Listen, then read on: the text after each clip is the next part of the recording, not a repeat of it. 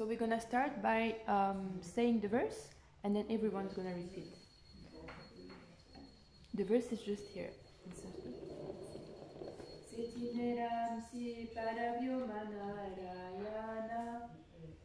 Setina janera tumi parima ashraya. Sorry, it's the wrong one. Setina janera tumi parama ashraya. Setina janera tumi parama ashraya. Setina janera tumi parama ashraya. Setina janera tumi parama ashraya. Tumi mula narayana iteki samsaya. Tumi mula narayana iteki samsara. Tumi mula narayana iteki samsaya. Tumi mula narayana iteki samsaya. Setina janera tumi parama ashraya. Setina janera tumi parama ashraya. Tumi mula narayana iteki samsaya. Tumi mula narayana iteki samsaya. Please, can you repeat? Setina janera tumi parama ashraya. Setina janera tumi parama ashraya. Tumi mula narayana iteki samaya. Tumi mula narayana iteki samsaya. Setina janera tumi parama ashraya. Setina janera tumi parama ashraya. Tumi mula narayana iteki samsaya. Tumi mula narayana iteki samsaya. Shetuma janara tumi parama acharya. Setina janera tumi parama ashraya. Tumi mula marayana iteki shamshaya. Tumi mula narayana iteki samsaya. Setina janera tumi parama ashraya. Setina janera tumi parama ashraya. Tumi mula narayana iteki samshaya. Tumi mula narayana iteki samsaya. Thank you. Word for word. Say this. Tina, Tina, 3, three, Janera, janera of the planetary portions. of the planetary portions. To me, Tumi, you, you, Parama, Parama, ultimate. ultimate, Ashraya, ashraya, shelter. shelter. To me, Tumi, you, you, Mula, mula, primeval. primeval, Narayana, narayana, Narayana. narayana. Ite, Ite, in this. in this, Ki, ki, what? what, Samshaya, samsaya, doubt. doubt. Translation by His Divine Grace, Srila Prabhupada Ki Jai. You are the ultimate shelter of these three planetary portions. There is not the slightest doubt that you are the primeval Narayana. Purport. Brahma has confirmed that Lord Krishna is the supreme, the source of the three manifestations known as Kshirodakashayi Vishnu, Garbhodakashayi Vishnu, and Karandakashayi Vishnu, Mahavishnu. For his pastimes, Lord Krishna has four original manifestations, namely Vasudev, Sankarshan, Pradyumna, and Aniruddha. The first Purusha avatar, Mahavishnu, in the causal ocean, who is the creator of the aggregate material energy, is an expansion of Sankarshana. The second Purusha, Garbhodakashayi Vishnu, is an expansion of Pradyumna. And the third Purusha, Kshirodakashayi Vishnu, is an expression from Aniruddha. All these are within the category of manifestation of Narayan, who is a manifestation of Sri Krishna. End of the purport. Om Magyana Timiradasya Gyananjana Shalakaya Chakshurumilitam Yena Tasmai Shri Gurave Namaha. Shri Chaitanya Manobhishtam Shtapitam Yena Bhutale Swayam Rupa Kadamayam Dadati Swapadantikam Vandeham Shri Guru Shri Yuta Padakamalam Shri Guru Vaishnavamsha Shri Rupa Sagraja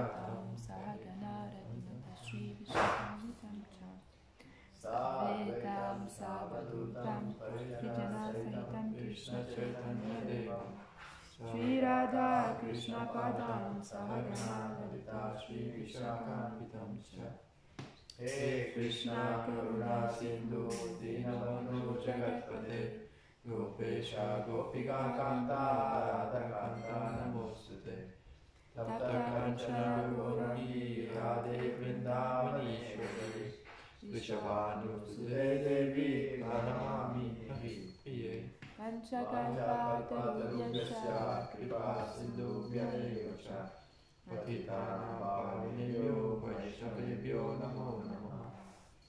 Jack. Hare Krishna, everyone. Thank you for coming. It's the first time I'm giving class on the Chaitanya Charitamrita actually, and this is a very technical verse, so I'm not really qualified, but please bless me, especially Lachan Prabhu, so I can speak something. I didn't have so much time to prepare. So, we are reading Chaitanya Charitamrita now. Chaitanya Charitamrita is about the pastimes of Chaitanya Mahaprabhu. So we have three scriptures, Bhagavad Gita, Srimad Bhagavatam, and Chaitanya Charitamrita. So we read gradually these books. We start by Bhagavad Gita, then we go to Srimad Bhagavatam, and then we go to the Chaitanya Charitamrita. And so actually, Chaitanya Charitamrita speaks about Chaitanya Mahaprabhu, which is the last incarnation of Sri Krishna, which we have on the altar, and he appeared 500 years ago in the city of Navadvip in India, in Bengal, to give actually this Hare Krishna Mahamantra. So he came to give this Hare Krishna Mahamantra. That's why we are always singing this Panchatalva mantra, Jai Shri Krishna Chaitanya Prabhu Nityananda Shri Advaita Gadadhara Shivashadi Gaura Bhaktavrinda. So he is the most merciful incarnation of Krishna, and we always pray to him before we chant the Hare Krishna mantra so we can get some mercy. And we always pray to him. We always go through Nityananda Prabhu, Chaitanya Mahaprabhu, and then we go to Krishna, because he's the one who gives us access to Krishna, because he's the one who came to give this Hare Krishna mantra. So his main teachings was to actually to love of God. This is actually the main teaching he came to give. We have a famous verse, Harini Nama, Harini Nama, Harini Nama Kevalam, Eva Nasteva, Nasteva, Gatir Anyata. In this age of quarrel and hypocrisy, the only means of deliverance is chanting of the holy name, and chanting of the holy name. So he came for that, and so it is described actually that the Bhagavad Gita are the words of Krishna, and Srimad Bhagavatam describes the activities of Krishna, and the Chaitanya Charitamrita describe the mind of Krishna. So this is what's happening in the mind of Krishna. And Chaitanya Mahaprabhu is always thinking about how to spread Krishna consciousness. So his main mission was to spread Krishna consciousness by Harinam Sankirtan. And his main instruction that he left for us are in the Sri Shistastaka, that we are actually reciting every morning. So these are 7 verses describing really the mood of how we can chant the holy name and what is the main goal that we have in this Krishna consciousness. So in this verse that we are reading from today, we are reading from Adi Lila, which is the beginning pastimes of Adi means beginning. So this is the beginning pastimes of Chaitanya Mahaprabhu, and it is divided in 3 parts. Then we have Madhya, which is the middle, and Antya is the end, means end. So now we are reading of the early pastime of Chaitanya Mahaprabhu, and in this chapter it is actually speaking about the creation, a little bit of the creation, the features of the Lord, the pastimes of the Lord. And in this verse particularly, it is speaking about the different incarnation of Krishna, about his manifestation. So it is actually described that he has 3 manifestations, Kshirodakashayi Vishnu, and Garbhodakashayi Vishnu and Karodakashayi Vishnu. What is this manifestation? So they are actually produced from Mahavishnu's body, and they are actually in charge of different areas. So Mahavishnu, he is the one who is creating the material energy. So he's the original super soul of all the universe and the master of all the universe, called Mahavishnu. And then we have Garbhodakashayi Vishnu, which is the second one. And this one, he actually enters in each and every universe. And actually, from him, from creation, the first is created is Brahma, and he enters into each and every universe he's creating. And so he's also maintaining the universe. And then we have Kshirodakashayi Vishnu, which is the third one, and he is actually the Paramatma, which is Krishna in the heart. He is the super soul of all the living entities. So this is about the incarnations. What I wanted to focus today on this verse is, if we read the translation again, it is saying, "You are the ultimate shelter of these three planetary portions. Thus, there is no the slightest doubt that you are the primeval Narayan." So I wanted to speak a little bit about doubts that we can have in life, doubts that we can have in Krishna consciousness, and also how can we remove doubts. So in the Bhagavad Gita, it is described in the chapter 4, text 40, "But ignorant and faithless persons who doubt the revealed scriptures do not attain God consciousness. They fall down. For the doubting soul, there is happiness neither in this world nor in the next." So basically what is he saying in this Bhagavad Gita is that if we have doubts into our hearts, then we can never actually attain God consciousness. We can never attain love of God. Actually, if we come to spiritual life and we are full of doubts, we can never be happy really in our spiritual life, because we can never really live in the present moments.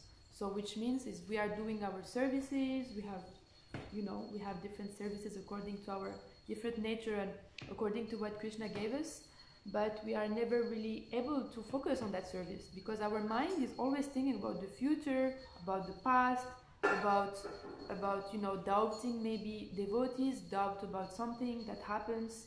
So we are never really be happy to really be immersed in the Krishna consciousness. And actually in the beginning of the Bhagavad Gita, also Arjuna had doubts. And because in the beginning of the Bhagavad Gita, Arjuna was thinking about giving up about everything and just live, right? He didn't want to fight against the members of his own family. And the interesting about that we can see is Duryodhana in the Bhagavad Gita, he also had doubts. And actually he had doubts that he would not be victorious. So because he had doubts, then he was going to different people. He was going to Bhishma, and he was going to he was going to him, and he was saying, "Yeah, you need to fight really well. We need to win the war." So he tried to win some confidence, because he was not sure about himself. And then when the caution blows to notify the beginning of the war, then he was shaking. He was really scared because he was not sure, because Krishna was on the other side. So the interesting thing here is that Arjuna and Duryodhana had two different ways to deal with doubts. Duryodhana, he was like very confident. He just put the doubts under the carpet, and he was just like, "I'm gonna carry on. I'm just gonna ignore these doubts." And Arjuna, what he did, what it was interesting for us, and which is the example that we have to follow, is he went to Krishna. And there is a verse in the Bhagavad Gita saying, Karpanya dosopata svabhava prichami tvam samudashita yashreya chanichitam bruhitan me shishchashteham sadhimam tvam prapanam. And in this verse he's saying, Arjuna is speaking to Krishna, and he's saying, now I am confused about my duty and I have lost all composure because of miserly weakness. Now I am your disciple and a soul surrendered to you. Please help me. Please instruct me. So we can see that, you know, how Arjuna is approaching the doubts. Arjuna, he is approaching the doubts in a very humble and submissive way, and he's going to Krishna to ask for guidance. Please guide me. What should I do? I don't know. I am ignorant. Even though actually Arjuna was a very advanced soul, but he wanted to set up the example for us, because actually Arjuna represents us. We are Arjuna actually. So the first lesson of Bhagavad Gita is that, you know, sometimes we feel something inside is wrong, right? We have some doubts, and the problem is that we decide to just carry on. We don't take in count these doubts, and we don't actually decide to just take these doubts and take it to a person which is more elevated than us to help us to remove these doubts. So the first quality is actually that we have to be honest. We have to be honest with ourselves and honest with our own doubts. What doubts do we have? Do we have doubts about the philosophy? What is our doubts? We need to address them. And when we are actually open to receive clarification, and we become victorious. As we saw in the Bhagavad Gita, Arjuna was victorious because he behaved in such a way, and Duryodhana was not victorious. And actually, because Arjuna inquired, then Krishna gave him the solution. And Arjuna is saying at the end of the Bhagavad Gita, now I am confident because all my illusion is gone. So when we have a confusion, then we have an inquiry, yeah, right? So we have a question, and then from that question we have to direct it to the right person at the right moment, in the right spirit. What does that mean? The right person, we need to find someone which is more advanced than us, which is settled in the scriptures. Someone who's actually not only reading the books but actually applying the books. So the first level is we read Srimad Bhagavatam, we read Chaitanya Charitamrita. This is give us the basics on how we have to act in Krishna consciousness. Everything is given in these books. That's why it's very important to read every day. But another level of just reading, then we have to apply this knowledge. And then so we have to find these people around us that are living the scriptures, and then we have to inquire from them. But how we inquire from them? We have to inquire in the right spirit, like Arjuna did. He was very submissive.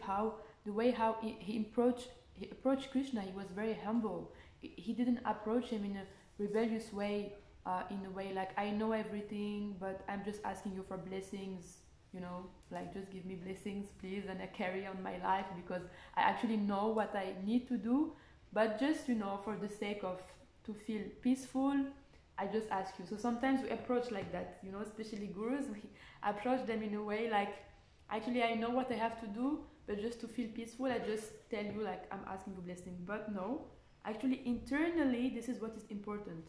We have to have this internal mood that I'm actually don't know, you please instruct me. And also at the right time, because there is time, place and circumstances of in everything. So we have to find the right time to actually approach people. And then then we get the solution, and then we can apply it in our heart. We get a realization, then we can move on in Krishna consciousness. Because it's Krishna consciousness means we have to develop, become conscious of Krishna. And when we approach doubts in that way, then we become more and more Krishna conscious. So we actually have all doubts in different areas in our life. but everyone has doubts. We are not free from doubts. Unless we are pure, we are not free from doubts.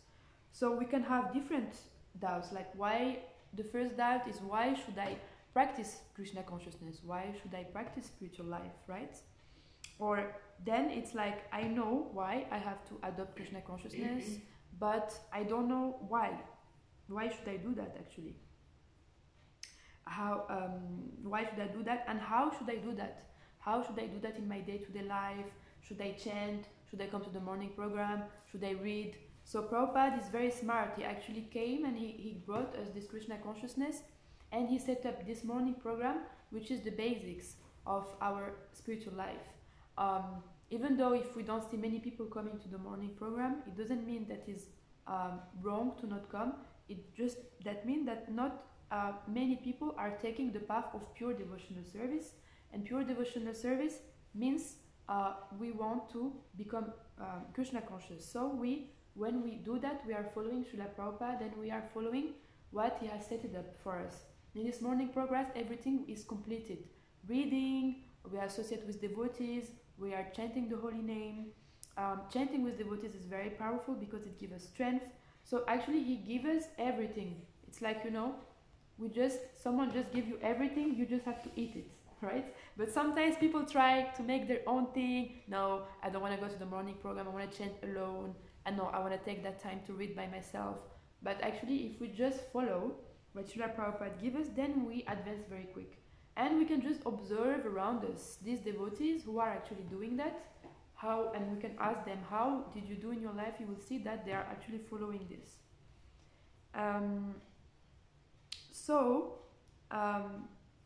Another doubt that we can have, right, is like, why do I want to do this whole Hare Krishna? Why should I walk away from my life, leave my friends, leave my life, everything, and just come here and live in New Mayapur and just be a devotee, And and also another doubt is, after we found a solution about that, is how will I be able to do it? Will I have the strength to do it? So like the first step is like, okay, we take decision, I'm gonna give up everything and stay here. And then the other doubts, like, but I'm gonna be able to deal with all the difficulties, all the tests that Krishna will send me. And it's not like when you resolve one doubt, that's it, then we are free. No, another one is coming, and another one is coming. And also we have some things in life that can trigger them again and again and again. So they're constantly coming in our life. But what is saying Krishna in the Bhagavad Gita, we are chanting actually this verse, and it's the first page. If you open the Bhagavad Gita, Om Magyana Timrandasya Gyananjana Shalakaya Shakshunditam Yena Tashmai Shri Guruve Namaha. This is actually setting up the mood of how we can approach doubt. It is saying that doubts are constantly coming into our mind, but the spiritual master is actually destroying these doubts by the lamp of knowledge. So how these doubts are destroyed? By the lamp of knowledge, which means knowledge of the books. Srimad Bhagavatam, Bhagavad Gita are the books who are destroying these doubts.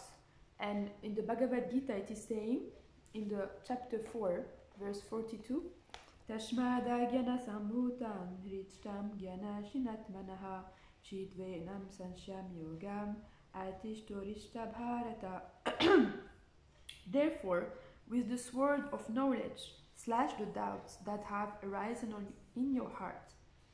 So, because when in our Krishna consciousness we are not realized yet in the scriptures, then we have to go to the ones who are realized in the scriptures, in the knowledge, because these are the person who are actually living this knowledge, and they are the ones who are actually able to slash these doubts, who are actually able to remove the doubts. So we actually need to be able really to be honest and address the doubts and find the right people to do that. Actually, this is known in the scriptures as Ishtagoshti. I mean, now Ishtagoshti, it's more like a managerial thing in our temples. We have like something called Ishtagoshti every month. We have people coming together and they're addressing, but now it became more like, feel like a heavy managerial thing with scandals and problems. Oh no, it's stressful, it's gonna last forever, and we nowhere wanna go. But actually, what's the meaning of Ishtagoshti? It's when people come together and they actually share their spiritual realization and their spiritual reflection, and they open with a confident heart what doubts they have and how we can overcome things and how we can advance in spiritual life. This is actually what's meaning of Ishtagoshti. It's how we can advance and how can we help each other. So when we deal with doubts, we have three things that are very important. So the first one is we have to address it, to open our heart to someone we trust, find that person, and explain what insecurities we have inside us. And the second things is we have to actually also learn to kind of like to deal with doubts, but like we cannot just address also all our doubts in the same times. We have to choose the right time, and also I'm gonna explain, if we address all our doubts in one go in the same time, we may find that it's a little bit difficult to resolve all of them in the same time. Like if we go to that person and say, I have this doubt, I have this doubt, I have this doubt, I have like 20 doubts, how can I do? The person is going to be a little bit like bewildered, right? So it's not that we have to ignore them, but some of them we can just put them in a little box, some of them which are less important, and we just carry on with Krishna consciousness. That happened to me many times. I have a doubt, it's not so big, we just practice a little more. We just carry on in our Krishna consciousness, and the magic is like most of the time these doubts are removed by the practice of Krishna consciousness. We get realization, because actually when we read every day, what happens is actually we are getting message from Krishna.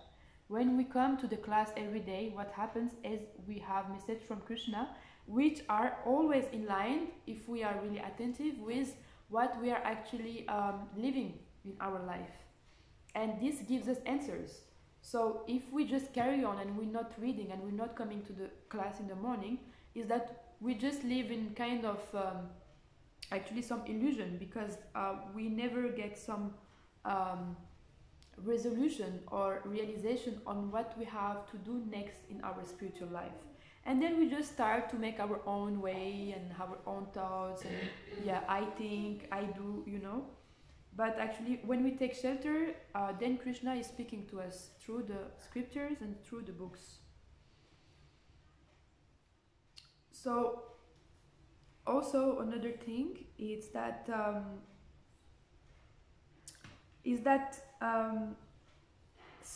sometimes the problem that we have is that we let some small doubts blocking our spiritual process. Let's say, for example, we have some existential doubts. Important doubts are the ones who are with the philosophy. I am doubting the philosophy. Then we have to go to someone very much advanced than us to enlighten us. But sometimes we let some doubts destroying all our Krishna consciousness. For example, I just give an example. We are doubting devotee character, or the way how he's behaving with others. And so we're gonna make that doubt so big that it's gonna become like, we're gonna then start to doubt the whole Krishna consciousness and think, okay, I'm gonna leave this place, I'm gonna go far from the devotees because this devotee is like that. And this is not very smart, actually, because we are just taking someone's journey and we are applying in our own journey, but we don't have all the same journey. He has got his character, he has got his difficulties. We see it from external point of view, we accept it, but it doesn't mean that we have to take it and apply it in our own life. And that's what happens sometimes, is that people who are practicing Krishna consciousness for a very long time, 10, 20 years, 30 years, they have actually doubts, and what happens is that they just leave that doubts, they are full of doubts, and they never address them, or they make the small doubts about other people. They apply it into their own life, and then they never really progress in their spiritual life. And this means that you can keep going practicing Krishna consciousness for many years, but you stay stuck in that same point actually. And so you can practice like that for years and years and years, and sometimes after 40 years of Krishna consciousness, then you just leave, because you never learn to how to deal with these doubts. Because when we come to Krishna consciousness, we feel blissful.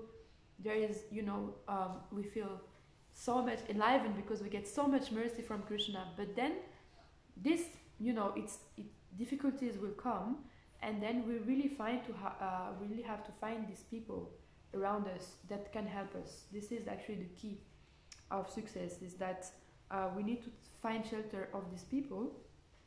And not only that, we also have to find the right association, which means that we need to seek the association of people who's gonna elevate us in our Krishna consciousness. And for that we need to also define our goal. Why do I want? Do I want pure devotional service? Do I want to do mixed bhakti, a little bit devotional service, a little bit sense gratification? But if we really want pure devotional service, then we try to become closer to that people who are actually practicing that pure devotional service. Why? Because then we are advancing quicker. But if we just decide to associate with people who's gonna influence us in a bad way, then it will be slower. Of course, into preaching is not the same, because when we preach, then we are trying to bring people in Krishna consciousness, which means that we are protected by Krishna, because we are trying to give our association. But we should be careful to not take the association of others. This is a slightest difference. And actually this is all written in the Nectar of Instruction.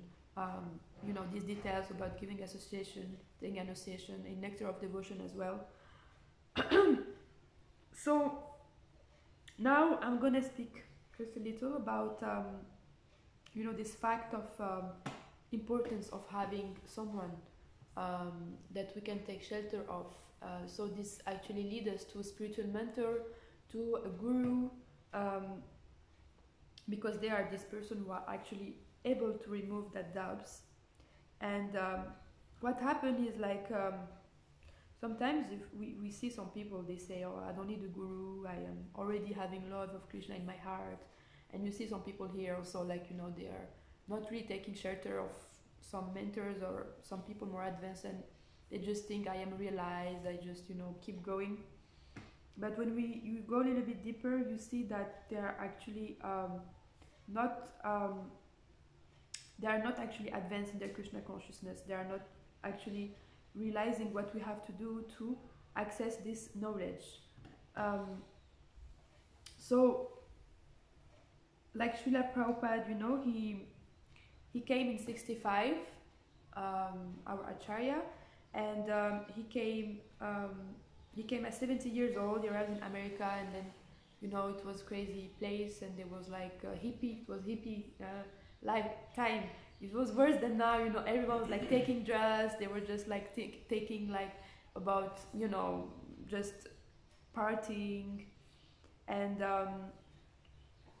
so he didn't know what to do. He just came without money, without anything, and he just went under a tree, and then he started to chant. And this tree actually is still there. Now you can visit it. There is actually a card there, the famous Srila Prabhupada tree. And then he just started to say Hare Krishna, Krishna Krishna, Hare Hare. And the funny thing is that two boys, the first two boys he met, they actually before he came, they took actually the exact same boat than him to go to India to search for a guru. But actually the guru came to America to search for disciples. So they miss each other. So which means that they crossed the whole planetary system to find a guru. And then when they came, they did the whole tour of India. They just came and they found Srila Prabhupada, and he was like, but we went to India, to look for a guru, and now you are just here. And so the moral from here is that sometimes we always think that the grass is greener in the other side. So we think, oh, I need to find a guru, I'm gonna go and travel the whole planetary system. But the thing is that we need to be cautious and conscious of how we came to Krishna consciousness. You know, it's not by chance that we just came here. For example, for me, I just speak about my own example. It's not by chance that I came like in New Mayapur in France. There is a reason for that, that Krishna brought us here. Otherwise, we would have known Krishna consciousness in another country like Spain or maybe in India. But you know, if you Krishna brought you here and you met the devotees here, that means, you know, something you have to do, maybe something here in this place, and maybe the guru is just around the corner. We just need to look and be attentive, because sometimes we think that we have to look so far and go somewhere else. I was thinking that, like, you know, I'm gonna look for the famous guru, and then I met Jananda Maharaj, and he was just here, you know, and he was so loving, and he was like a father, and he's so merciful, and I just observed him, and you know, by his example, I felt so inspired, and so then I was thinking, why should I look like so far, you know, and yeah, so sometimes we just have to look in what Krishna gives us. Krishna gives us everything around us to become happy, but sometimes we think we need much more, and then we start to look very far, and yeah, making that life difficult actually. In the Chaitanya Charitamrita, actually, in the Madhya Lila, it is described. Brahmananda Brahmite Kona Bhagavana Jiva Guru Krishna Prashadepaya Bhakti Lata Bija. So this verse means that according to their karma, all living entities are wandering throughout the entire universe. Some of them are being elevated to the upper planetary system, and some are going down into the lower planetary system. Out of many millions of wandering living entities, one who is very fortunate gets an opportunity to associate with a bona fide spiritual master by the grace of Krishna. By the mercy of both Krishna and the spiritual master, such a person receives the seed of the creeper of devotional service. Actually, if we are attentive, everything is written in the scriptures. And we have to be careful to not start to make our own way, our own new invention on how we have to practice Krishna consciousness. If we read the verse, it is written by the mercy of both Krishna and the spiritual master. It is not written by the mercy of Krishna, such a person received the seed of creeper of devotional service. It's written both Krishna and the spiritual master, which means that we actually don't receive the seed of devotional service if we don't have the mercy of the spiritual master, which means that we have to at some point seek for a spiritual master, but not only like get the initiation, but it's not the end. It's also we have to get his mercy by following his instruction, and then only at that moment we actually really start to practice, really like become more Krishna conscious, and we get the mercy. But otherwise, it's not gonna happen. We can just stay in Krishna consciousness for many years. Of course, we're still doing devotional service, but if we don't have the mercy of Guru, we cannot go back to the spiritual world. So,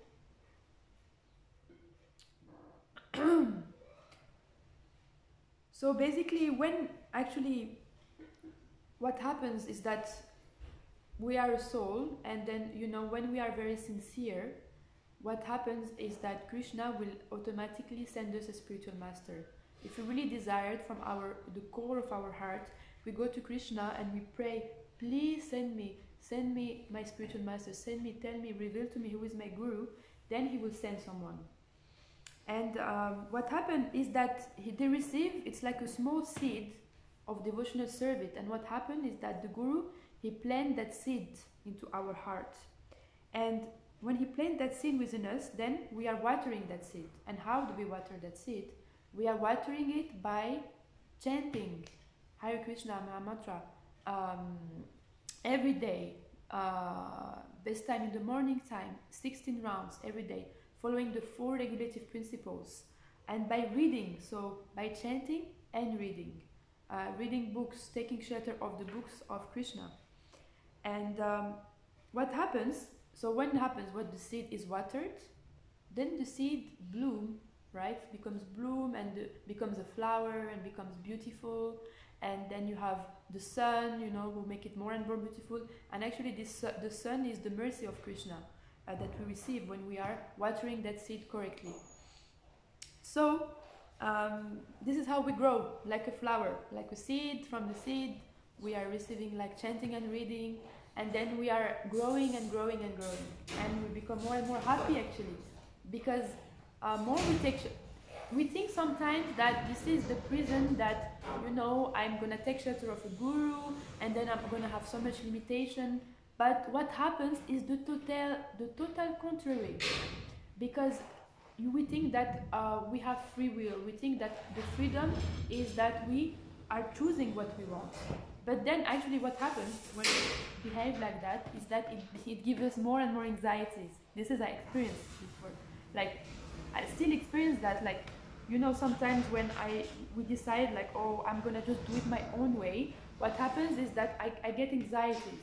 But when I decide that I'm gonna just take shelter of Guru, then all my anxieties disappears and become more peaceful. This is just happiness actually, because we're looking for happiness. But this happiness, it comes from that. So actually, if we look at anything we do in life, you know, if we want to learn an instrument, we go to, you know, we learn to piano, then we go to a piano teacher. We want to learn some technology skills, we go to a technology person. We want to learn to garden, we go to a gardener. And in the same way, if we want to learn Krishna consciousness, we have to go to a guru. There is no other way actually. We need to approach someone who already knows it. What happens is, if I decide now to play piano by myself, I will start to play, but it will be like speculating, you know. It's like I do my own thing, but actually it's not really in the rhythm, and it's not really like music. It's just like something that it's like my own sauce, how we say in French. Doesn't exist in English, this expression. But yeah, we just practice in our own way. But maybe, you know, it's not like it's bad. Everyone has got his own life and choice. What I mean what I want to say today is just that it will take more time for us to go to the goal, because every day we are saying that we want a prema. Prema means love of God. And the point that I want to make is that more we are delaying, more we're going to take birth again. And now we're in Kali Yuga, which means that if we're going to take birth again, it's going to be worse than what's happening now. We're going to advance in Kali Yuga, and it's going to be like, now we see like there's wars, but actually imagine what will happen in 100 years. Means that Kali Yuga will advance. Imagine you have to come back again in 100 years. Again, you take birth into a family, and you have to be, maybe will be the four wars, and it will be like no food probably. It is described actually in the Srimad Bhagavatam, Kali Yuga, how it will be advancing. That more it will advancing, the first thing that, you know, there will be no milk products, there will be no more cows, there will be no cereals, there will be scarcity, there will be hunger, people will starve, there will be, you know, people will start to like beat each other. You know, it's like, it's not a joke, it's really true. But sometimes we think, we have time, like let's just wait, whatever. But if we wait, then this is what's gonna happen. So so we need to take shelter of the Guru, ask for them, question from them, and in that way we can become a beautiful flower under the sun, and become more and more Krishna conscious, and become happy. Yeah, thank you very much. Haribol. Do you have any question or anything you want to speak? Any correction?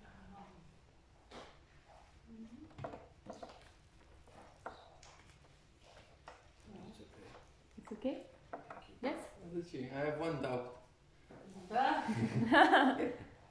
You mentioned about the devotees that are not coming to the morning program. They're not actually practicing pure devotional service. But that brings a doubt in me, because I see some very advanced devotees and they're not coming to a morning program. Yes. So at the beginning of our devotional life, we are practicing what we call sadhana bhakti. So this means that we have to follow a certain procedure to achieve the goal, which is love of God. But then, when people attain a certain stage of pure devotional service, if you talk to them, there are usually people who have been practicing 40 years, 50 years, and usually they're also very old people, which means that sometimes physical health cannot allow these people to attend morning program. Then they don't need to come to the temple, etc., because they are actually on the level. They actually achieve the goal desired, which is love of God. So these people, they are not actually under sadhana bhakti anymore. They don't have to do things how we are doing it, very regular, because they actually goes above that. It is actually described the stage of devotional service. When we attain pure devotional service, we are not actually under this disciplinic way that we are practicing in what we have to do, but we didn't achieve that goal, so that's why we still have to do it. But for swamis, we can see swamis, etc., they are not, because actually they realize that Krishna is everywhere, and they see everything in Krishna, and so they don't need this sadhana bhakti that it is imperative for us to do, because we didn't have the realization yet, and so we have to keep going to do it. Yes. If I can add something. Yes. I was also reflecting on this point, because you can see many types of devotees, and some come and some don't come. And I was reflecting that actually there is the symptoms of advancement, of reaching Manna. And in ourselves sometimes we may be doubting, I know the philosophy, I'm convinced, my faith is strong, and I don't have any doubt that, I want to give my life to Krishna. So maybe I don't need the morning program anymore.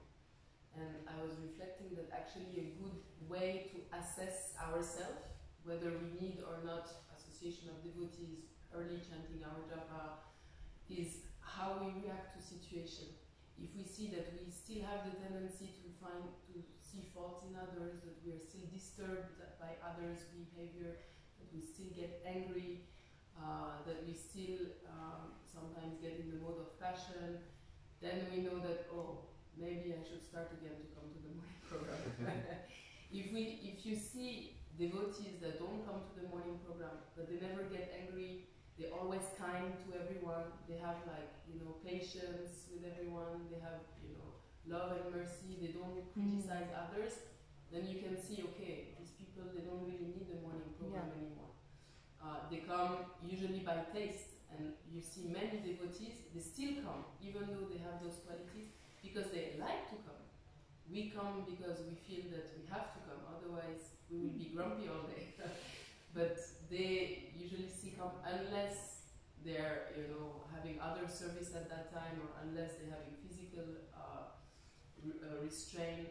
But otherwise, many advanced devotees still come. But I find it very actually practical that we need to constantly assess ourselves. And sometimes I think we have phases in our life where we're getting stronger, and we're not so much affected if we don't come to the morning program, and we also have other responsibility in our life, when you have a small child, or when you're working outside, or you're living far from the temple. Krishna is giving us the mercy that we can still go on and progress spiritually without the morning program. But if we find and we see that we are starting to develop again this passionate mood or criticism mood, or we are affected by everyone around, then we know, okay, let me find some association of devotees, let me move back around the temple, let me emphasize more the process. I don't know if that helps. That's my only realization. Actually, there is a verse in the Bhagavad Gita which describes the symptoms of an advanced devotee. It is. Do you remember this verse? Dhananjaya, you know, you asked this question last week in the program of Collective 108, and he opened the Gita. I can't remember the verse, but there is a verse in the Bhagavad Gita which is describing the symptoms of an advanced devotee. Like what is his symptoms, what is his quality, but I'm trying to find it now. Yeah, I found it. Do you want to hear? Yeah? Okay, so it's described as he is forgiving, concerned that time should not be wasted, detached, absence of false prestige, hope, eagerness, a taste for chanting the holy name of the Lord, attachment to description of transcendental qualities of the Lord, affection for those places where the Lord resides, that is a temple or a holy place like Vrindavan. And there is more. This is purport or the verse? This one is from the purport, but I cannot find. Okay, I'm gonna search for it. This is just some from summary from the verse, but I cannot find the verse. Maybe that's a good verse actually we can print out and frame somewhere. Yeah. I think this is coming directly from Nectar of Devotion. The qualities of somebody in Bhava. Meditate on it. And it's a good way to, humble ourselves to read this and say, okay, I'm not there yet. So. Okay, I didn't find it. So anyway, thank you very much. Thank you.